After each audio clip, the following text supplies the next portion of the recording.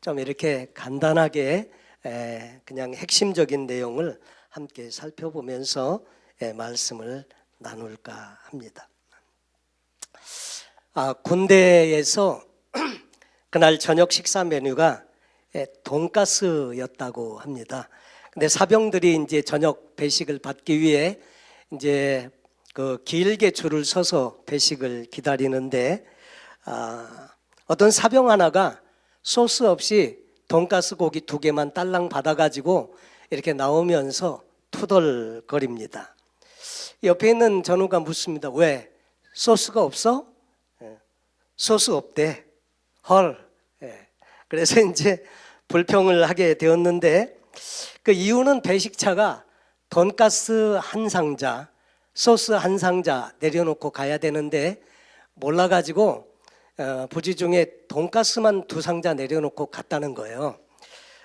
그래서 돈가스 소스 없이 그거 먹으려니까 이제 불평이 좀 나오잖아요. 그래서 사람들이 이렇게 불평을 하는데 고참병사 하나가 한마디 했는데 그 한 방에 다 그냥 평정을 해버렸다 하는 거죠.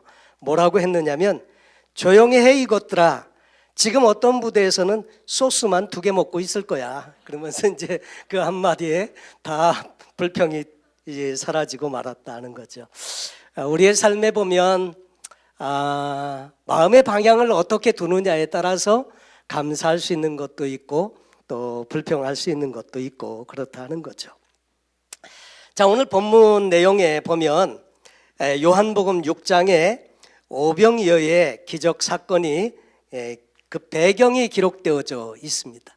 예수님께서 배 타고 이제 갈릴리 바다 건너편으로 가셨는데 큰 무리가 따라왔다. 이때는 유대인의 명절인 유월절이 가까워서 각지로부터 많은 유대인들이 이미 예루살렘으로 모여오고 있는 시기였는데 예수님에 관한 소문이 많이 났습니다. 불치의 병도 낫고 많은 사람들이 기적을 경험했다는 이야기도 듣고 그러면서 예수님을 찾아서 많은 무리가 모였는데 성경 공관복음 다른 곳에 보면 바로 이제 그 벳세다 광야에 이렇게 모이게 되었죠. 거기에 많은 분들이 모여서 거기서 말씀을 하나님 나라의 복음을 전하시게 되었는데 예수님께서 이렇게 말씀을 하십니다. 우리가 어디서 떡을 사서 이 사람들을 먹이겠느냐. 이게 빌립에게 말씀을 하셨는데 이렇게 말씀하시면 친히 어떻게 하실 것을 아시고 빌립을 시험하고자 하심이라 이렇게 되어져 있습니다. 빌립이 말하기를 각 사람으로 조금씩 받게 할지라도 200데나리온의 떡이 부족하리이다. 그러니까 요즘 말로 따지면 한 데나리온 하루 노동자의 하루 품삯을 100불로 계산을 해도 2만 불이나 되는 떡을 사서 주어도 겨우 입에 그냥 이렇게 기별도 안 갈 겁니다. 그런 표현인 거죠. 그때 제자 중 하나인 시몬 베드로의 형제 안드레가 어린아이의 도시락을 하나 가지고 왔어요. 그리고 오병이어를 주님께 드리면서 여기 한 아이가 있어 보리떡 5개와 물고기 2마리를 가지고 있나이다. 그러나 이것이 이 많은 사람에게 얼마나 되겠사옵나이까. 그 말을 듣고 예수님께서는 이제 제자들에게 말씀을 주십니다. 이 사람들로 무리를 지어서 앉도록 해라. 30명, 50명 이렇게 때를 지어서 앉게 하고 그리고 난 다음에 예수님께서 떡을 가져서 축사하신 후에 앉아있는 자들에게 나눠주시고 물고기도 그렇게 원대로 주시니라. 그래서 그 보리떡 5개와 물고기 2마리를 가지고 5,000명이나 되는 많은 사람들이 먹고 남았다고 하는 이야기가 성경에 기록되어져 있는 거죠. 그런데 남은 조각을 거두고 버리는 것이 없게 하라. 그래서 먹고 남은 것을 모았더니 12강줄이나 되었다. 왜 12강줄이에 대한 이야기를 성경에 썼는지 여러분 혹시 아시나요? 그러니까 겨우 그냥 이렇게 맛만 봤다 그게 아니고 다 배불리 먹고 12광줄이나 남았다. 그래서 그 배불리 먹었다는 것을 아마 이렇게 표현하지 않았을까 생각을 합니다. 그때 예수님께서 이 행하신 이 표적을 보고 사람들이 이렇게 말했습니다. 이는 참으로 세상에 오실 그 선지자라 하더라. 다시 말해서 하나님께서 보내주시기로 하신 그 선지자, 다시 말해서 메시아, 그분이 그분이다 생각이 되어져서 왕으로 삼고 싶어 했다는 거죠. 왜냐하면 보리떡 5개와 물고기 2마리를 가지고 5,000명이나 되는 많은 사람을 먹이실 수 있는 분이라고 하면, 이분이 왕이 되기만 하면 우리는 먹고 사는데 아무 부족함이 없을 거다, 이런 생각이 당연히 들었겠죠.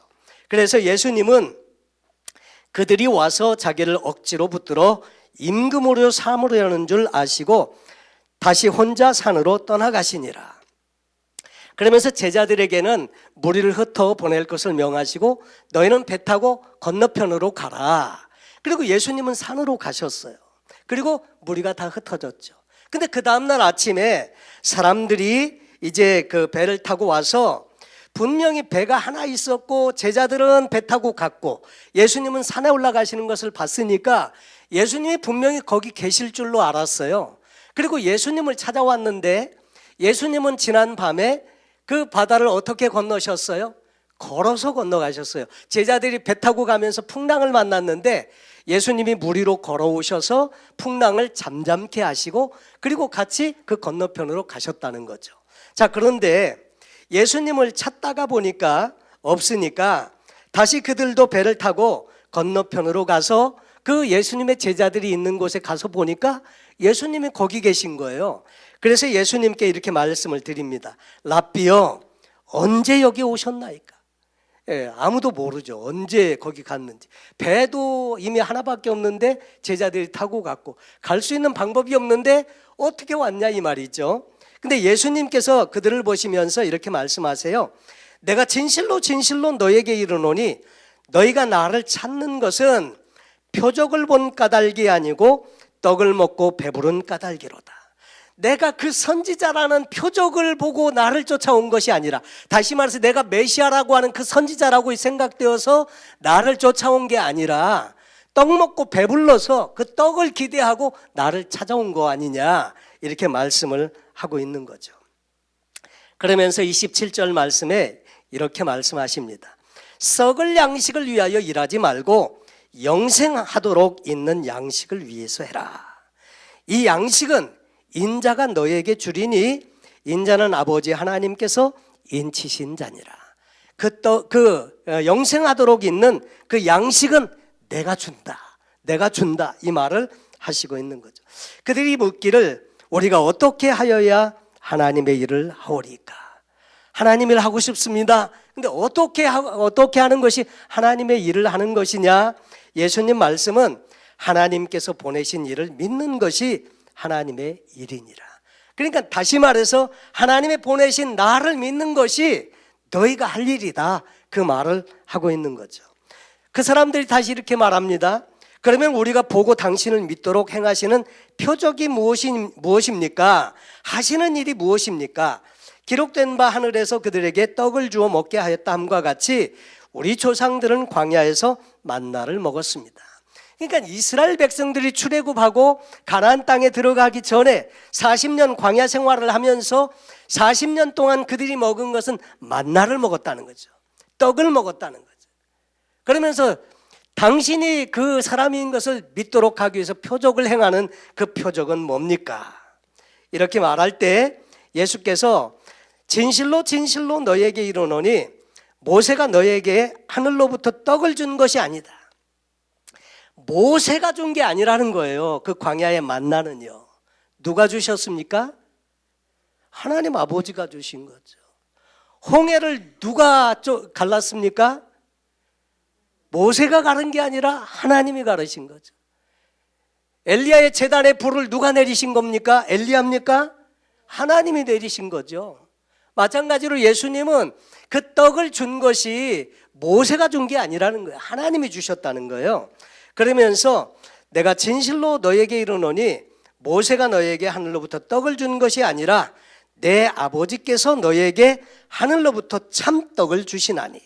그때도 주었고 지금도 주고 있는데 그 하나님의 떡은 하늘에서 내려 세상에 생명을 주는 것이니라. 여러분, 우리가 먹는 음식은 우리에게 생명을 연장시켜 주게 하잖아요. 떡은 에너지를 공급해서 살아있게 하는 역할을 하는데, 이 하나님의 떡 역시 하늘에서 내려서 세상에 생명을 주는 것이니라. 사람들이 이렇게 말했습니다. 주여, 그 떡을 우리에게 항상 내려주시길 원합니다. 예수님 말씀에 이렇게 소개를 합니다. 나는 생명의 떡이니 내게 오는 자는 결코 줄이지 아니할 터이요 나를 믿는 자는 영원히 목마르지 아니하리라. 그 예수님을 찾아온 사람들은 무슨 떡을 원했어요? 육신이 먹을 수 있는 떡을 원했어요. 그 떡을 항상 우리에게 주십시오. 그런데 예수님의 말씀은 뭐예요? 내가 그 떡인데, 예수님이 말씀하시는 떡은 뭐예요? 영적인 의미에서의 떡인 거예요. 그래서 그 생명의 떡이 바로 자신이신데, 예수님께로 가는 자는 결코 줄이지 아니하고 또 예수님을 믿는 자는 영원히 목마르지 아니하리라. 그러나 내가 너에게 이르기를 너희는 나를 보고도 믿지 아니하는도다 하였느니라. 그러면서 또 이렇게 말씀합니다. 내가 하늘에서 내려온 것은 내 뜻을 행하려 함이 아니요 나를 보내신 이의 뜻을 행하려 함이니라. 하늘로부터 예수님이 오신 목적이 뭐라고요? 당신의 뜻을 행하기 위해서 이 땅에 오신 게 아니고 아버지 하나님의 뜻을 행하기 위해서 이 땅에 오셨다는 거죠. 나를 보내신 이의 뜻은 내게 주신 자 중에 내가 하나도 잃어버리지 아니하고 마지막 날에 다시 살리는 이것이니라. 다시 말해서 영생을 주어서 그들로 하여금 영원히 하나님과 함께 더불어 살 수 있는 이 놀라운 은혜를 주시기 위해서 예수님께서 이 땅에 오셨고, 그것이 바로 하나님의 뜻이라고 말씀을 하시는 거죠. 40절 말씀에 내 아버지의 뜻은 아들을 보고 믿는 자마다 영생을 얻는 이것이니 마지막 날에 내가 이를 다시 살리리라 하시니라. 여러분, 예수님의 뜻도 하나님 아버지의 뜻도 성경을 연구하다 보면 다 보면 이 성경을 통해서 그 하나님의 염원, 관심이 뭔지 우리가 분명히 알 수 있는데, 그것은 뭐냐면 영혼 구원에 있다고 하는 것입니다. 그러니까 한 영혼도 잃어버리지 아니하고 우리 하나님께로 인도해 가기를 원하시는 것, 이것이 하나님의 뜻이다. 아들을 보고 믿는 자마다 영생을 얻는 이것이니 마지막 날에 내가 이를 다시 살리리라 하시니라. 여러분, 그래서 우리가 신앙생활을 잘 하려고 하시면요, 하나님의 뜻이 무엇인지를 잘 아셔야 합니다. 바리새인들이 그렇게 책망받은 이유가 뭡니까? 바리새인들은 근체와 회향의 11조까지도 드리. 근체와 회향이 뭐냐면요, 여러분 음식 만들 때 들어가는 조미료와 같은 이런 거, 그런 거에 11조까지도 철저하게 구별해서 드렸는데 정작 하나님의 뜻은 뭔지를 몰랐다는 거죠. 그래서 하나님의 뜻과는 상관없이 율법을 지키고 규례를 지키고 그렇게 했음에도 불구하고 오히려 책망받고 하나님의 그 뜻과는 별개로 아무 상관없이 그렇게 종교적인 신앙의 삶을 살게 되었더라 하는 거죠. 근데 하나님의 뜻은 타락한 인간이 주님 만나고 천국 가는 것이다 하는 것입니다. 그리고 그 일을 위해서 하나님은 예수 그리스도를 이 땅에 보내시기도 했고요. 그리고 그 예수 그리스도를 믿음으로 믿는 성도들이 생겨났을 때 그래서 교회를 세우신 것이고요. 그래서 교회를 통해서 영혼 구원을 위해서 힘쓰도록 오늘도 그렇게 일하시고 계시는 것, 이것이 하나님의 계획이고 또 하나님의 관심이다 하는 거죠. 누가복음 15장에도 탕자의 비유에 나와 있는 그 아버지의 마음, 그것은 영혼 구원을 기다리시고 염원하시는 하나님의 마음이 그렇게 표현이 되어져 있는 거죠. 오늘 성경에 보면 예수님을 따라온 많은 사람들, 배를 타고 일부러 예수님을 쫓아온 이 많은 사람들의 관심, 이 관심은 어디에 있었습니까? 예수님의 메시아라고 하는 데 있지 아니하고 이들의 관심은 떡에 있었다는 거죠. 떡이 뭡니까? 우리가 이 땅에 살아가면서 필요한 모든 것을 의미할 때 이 떡 한마디로 다 표현이 될 수 있습니다. 너희가 나를 따라온 것은 떡을 먹고 배부른 까닭이라. 여러분, 우리는 그냥 돈 버는 일에, 또 잘 되는 일에, 세상적으로 성공하는 일에 우리 식사도 거르고 잠도 자지 않으면서 그렇게 악착같이 노력하고 힘쓰지만 많은 경우에 우리가 하나님의 염원, 하나님의 관심, 하나님의 뜻에는 별로 상관하지 아니하고 우리가 그렇게 살아가는 때가 참 많더라 하는 거죠. 전에도 말씀을 드렸지만 한문의 이 관심이라고 하는 것은 볼관자의 마음심자라고 했습니다. 마음이 봐야 보는 거라는 거죠. 마음이 보지 않으면 옆에 있어도 못 본다는 거죠. 그러니까 이 관심이 중요합니다. 모든 것은 관심에서 시작하고 이 관심에서 출발을 하는데, 공부하는 학생은 공부하는 일에 관심이 있어야 하고요, 또 사업을 하시는 분들은 사업에 관심이 있어야 하고, 그래야 잘 될 수 있으니까요. 그러니까 모든 일에 관심에서부터 출발을 한다. 그리고 이 관심 영역에 따라서 우리는 어떤 일을 위해서 살 것인지가 결정이 되고 한다는 거죠. 나의 관심은 어디에 있나? 뭘 보면 알 수 있을까요? 여러분의 관심 어디에 있는지 어떻게 알 수 있을까요? 간단합니다. 여러분이 주로 어디에다가 시간을 쓰는지 보시면 금방 관심의 영역이 나타나고요, 여러분들이 어디에다가 돈을 쓰시는지 보시면 관심의 영역이 나타납니다. 어디에다가 에너지를 쓰는지 보면 우리 관심의 영역이 금방 나타나게 되어져 있죠. 여러분, 그래서 우리가 어디에 관심을 갖는가 대단히 중요합니다. 하나님의 관심은 영혼 구원에 있고요, 우리가 성숙한 그리스도의 제자가 되면 하나님의 관심사에 우리의 관심의 초점을 함께 맞추는 일이 필요하다 하는 것이죠. 그럴 때 하나님의 은혜가 우리에게 오게 되고, 그래서 그 일을 통해서 하나님께 쓰임받고 하나님께 영광 돌려드리는 삶을 살게 된다고 하는 거죠. 이번 총회에 어느 목사님께서 말씀을 아침에 전해 주셨는데, 이분은 한국에서 오신 목사님이신데요, 강원도에서 사역을, 교회를 개척하시고 섬겨 오시는 분인데, 오래전 시골 교회에서 사람들이 일손이 모자라니까 이제 그 사람들을 돕고 이렇게 하면서 일을 하고 있었는데, 교회를 이렇게 보니까 저녁이 되면 불이 이렇게 들어오도록 되어져 있는데, 주로 이제 그 목사님 아이들이 불 켜는 일을 잡으러 줘서 불을 올리도록 이렇게 했답니다. 근데 불이 들어오지 않으니까, 깜깜하게 교회가 이제 그렇게 돼 있으니까 애들이 지금 어디 갔나? 아직 안 들어왔나? 걱정되는 마음도 생기고 해서, 그래서 집을 서둘러 막 가게 되었답니다. 가서 보니까 집 안에 들어가니까 불도 다 꺼져 있고 애들도 보이지 않고, 갑자기 조금 이렇게 혹시 아이들이 무슨 일이 있는 거 아니야? 이러면서 걱정되는 마음도 들면서 아무개야 아무개야 불러도 대답이 없는 거예요. 그래서 막 계속 아이들을 찾고 있는데 갑자기 불이 탁 켜지면서, 그러면서 아이들이 쫙 나타났는데, 일종의 요즘 미국의 우리 자녀들처럼 표현을 하면 서프라이즈 하면서 이제 아이들이 탁 나타난 거죠. 그리고 노래를 불러주고 하면서 그 부모님들을 위한 선물도 준비하고 이렇게 했대요. 가만히 알고 보니까 아이들이 그 목사님 네 분의 결혼 기념일인 것을 알게 돼가지고, 그렇게 해서 부모님들을 놀래켜 주기 위해서 일종의 이벤트를 준비를 한 거예요. 그래가지고 아이들이 부모님들에게 이제 축하도 해드리고 그러면서 선물을, 이렇게 준비한 선물을 전해주었는데, 그거를 받으면서 그 목사님이 생각을 했답니다. 아니, 얘네들이 돈이 어디서 났을까? 이 목사님 네 분이 시골 교회에서 어렵게 목회를 하면서 자녀들에게 용돈을 준 게 없거든요. 근데 돈이 어디에서 나가지고 이렇게 선물이라고 이렇게 사가지고 왔을까? 그래서 이제 애들에게 물어보았답니다. 너희들 돈이 어디서 나서 이거 사왔어? 그러니까 말을 안 하더래요. 그래서 그 가만히 보니까 그 막내 녀석이 제일 만만해 보여서 막내 녀석을 다구칩니다. 너 돈이 어디서 나서 이거 사왔어? 이렇게 물어보니까 쭈삣쭈삣 거리더니 나중에 할 수 없이 입을 열었는데, 안 그러려고 그랬는데 형아가 자기를 이렇게 해가지고 같이 이렇게 했다는 거예요. 그래서 뭘 어떻게 했는데?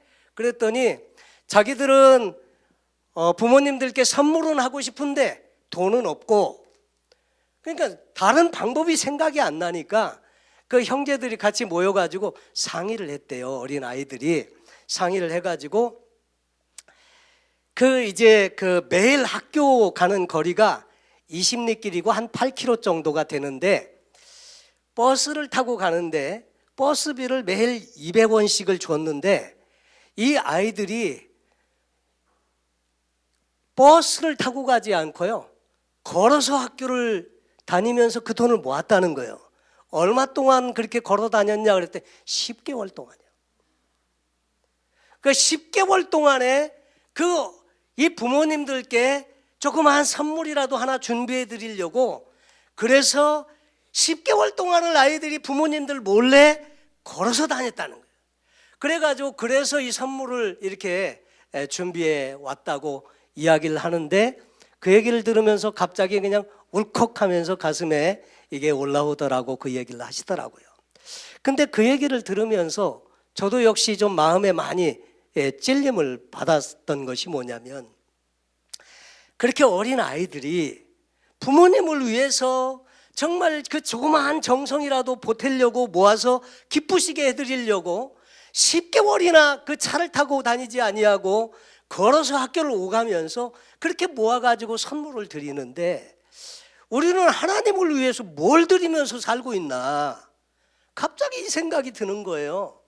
그러면서 제가 좀 마음이 부끄러워지고 참 하나님께 너무 송구하고 죄송스러운 마음을 갖게 되더라고요. 여러분, 사실 우리가 생각해 보면 우리는 참 많은 것들을 하나님께로부터 받고 이렇게 그 은혜에 살고 있는데, 우리는 정말 얼마나 하나님의 관심, 하나님의 염원, 하나님의 기뻐하시는 일에 우리가 관심을 가지고 살고 있나. 근데 그렇지 못한 경우가 참 많더라고요. 그래서 말씀을 준비하면서 오늘은 특별히 다른 여러 가지 많은 이야기들이 우리에게 필요한 게 아니고, 하나님의 관심은 뭔지, 그 하나님의 관심에 우리의 관심을 어떻게 하나가 되게 해서 그 하나님을 기쁘시게 할 수 있는지. 여러분, 그래서 한 주간 지내시면서 여러분에게 나누어 드린 나의 비전 선언서, 나의 사명 선언서를 한번 준비해 보시면서 나의 관심과 하나님의 관심사에 한번 초점을 한번 맞춰 보실 수 있기를 부탁을 드립니다. 여러분, 하나님께서 우리에게 주시길 원하시는 것은 원래 성경을 보면 부족함이 없는 하나님의 은혜입니다. 이것을 원래는 터브라고 해요. 1절 말씀드린 것처럼 보시기에 좋았더라, 심히 좋았더라. 이 좋은 것을 주시길 원하시는데, 그것이 이제 점차 내려오면서 이제 이스라엘의 샬롬이라는 개념으로 그 등장을 하게 됩니다. 샬롬, 그 안에 평강, 평화, 하나님의 축복, 그 다음에 안녕, 이런 모든 것들이 다 포함이 되어져 있어서 샬롬, 그 한마디만 하면 그 안에 다 포함이 되는 그 하나님의 은혜가 그 안에 있다고 하는 거죠. 그래서 우리가 이 시간에 또 하나님의 그 은혜를, 우리에게 이미 주신 하나님의 사랑과 은혜를 기억하고 또 감사하면서 남은 삶은 우리의 관심을 어디에 초점을 맞추면서 살 수 있을지 한번 생각해 볼 수 있기를 바랍니다. 우리 같이 한번 찬양을 드리고 또 우리 함께 기도하는 시간을 갖기를 원하는데, 샬롬.